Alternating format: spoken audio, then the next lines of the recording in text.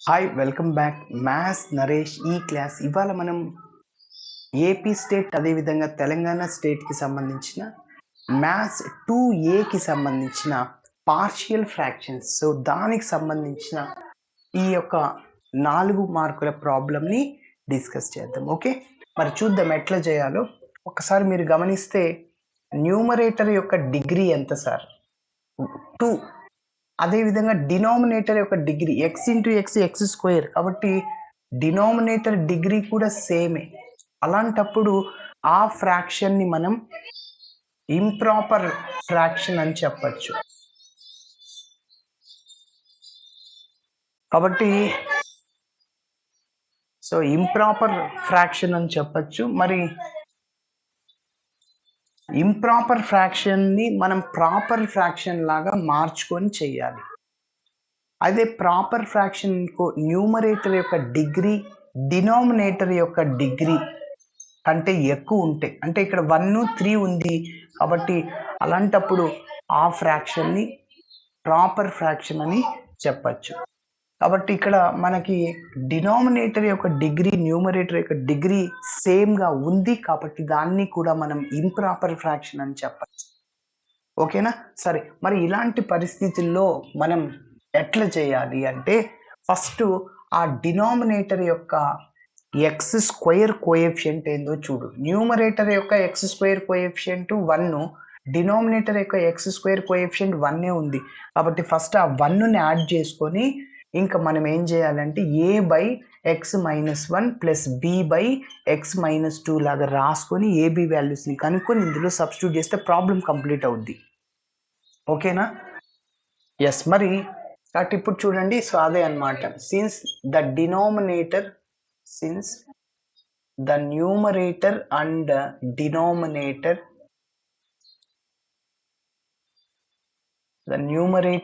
denominator have same degree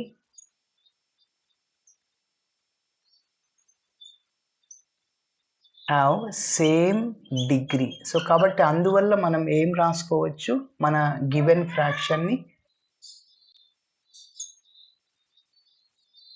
so దాన్ని ఎలా రాస్తామంటే x square by x minus 1 into x minus 2 లాగా రాసుకోవచ్చు.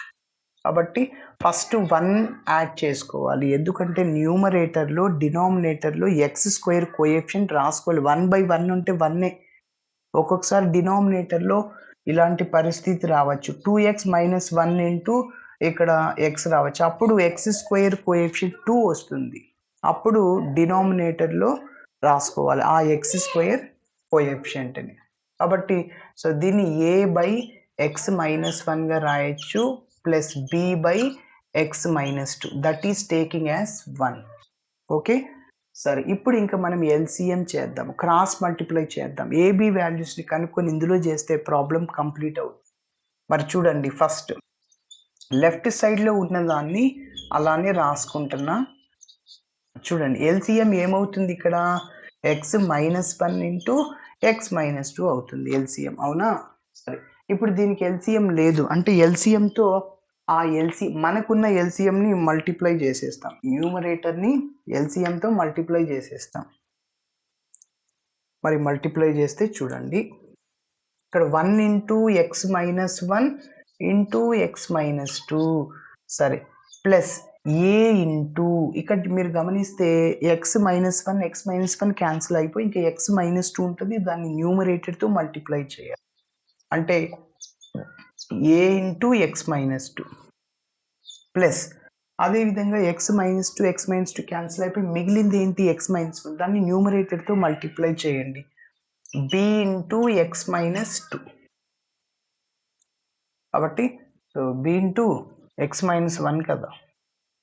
ఎస్, ఇంకొకసారి క్లారిటీ ఇస్తున్నా. ఎల్సిఎం ఏమవుద్దంటే ఎక్స్ మైనస్ 1 ఎక్స్ మైనస్ 2. ఇక్కడ దీనికి ఎల్సిఎం లేదు, ఎల్సిఎంతో మల్టిప్లై చేయండి 1ని. X minus 1 into x minus 2. అదేవిధంగా ఎక్స్ మైనస్ 1 క్యాన్సిల్ అయిపోయి ఇంకా ఎక్స్ మైనస్ 2ని న్యూమరేటర్తో మల్టిప్లై చేయండి. ఎక్స్ మైనస్ 2ని క్యాన్సిల్ అయిపోయింది, ఎక్స్ మైనస్ 1ని బీతో మల్టిప్లై చేయండి. మీరు గమనిస్తే 2 టర్మ్స్ సేమే క్యాన్సిల్ చేయొచ్చు. ఇక న్యూమరేటర్‌లో మిగిలింది x square is equal to x minus 1 into x minus 2 plus capital A into x minus 2 plus capital B into x minus 1. దీనికి ఒక నంబర్ ఇస్తున్నా సార్. మరి ఇప్పుడు మన టార్గెట్ ఏంటి? క్యాపిటల్ ఏబి వాల్యూస్ని కనుక్కొని 1లో సబ్స్టిట్యూట్ చేయాలి అంతే. మరి ఏబీని ఎట్లా కనుక్కుంటాం? ఏకి డినామినేటర్లు ఏ టర్మ్ ఉంది? X minus 1. దాన్ని 0కి ఈక్వేట్ చేయండి. ఎక్స్ ఈజ్ ఈక్వల్ టు 1 అవుతుంది. ఎక్స్ మైనస్ 1 0కి ఈక్వేట్ చేస్తే ఎక్స్ ఈజ్ ఈక్వల్ టు 1 ఒక వాల్యూ వస్తుంది. కాబట్టి అదే రాస్తున్నా. So put X is equal to 1 in equation 2. Sir 1 ఎందుకు చేయాలి? ఏకి డినామినేటర్లో ఎక్స్ మైనస్ 1 దానికి 0కి ఈక్వేట్ చేశాను కాబట్టి ఎక్స్ 1. మరి 2లో సబ్స్టిట్యూట్ చేస్తున్నాను సార్. లెఫ్ట్ సైడ్లో చేయాలి, రైట్ సైడ్లో చేయాలి. 1 స్క్వేర్ అంటే 1 ఈజ్ ఈక్వల్ టు 1 ఎక్కడుందో చూసుకో. ఇక్కడ 1 ఉంది. 1 మైనస్ 1 0 ఇంటూ ఎనీథింగ్ మొత్తం 0.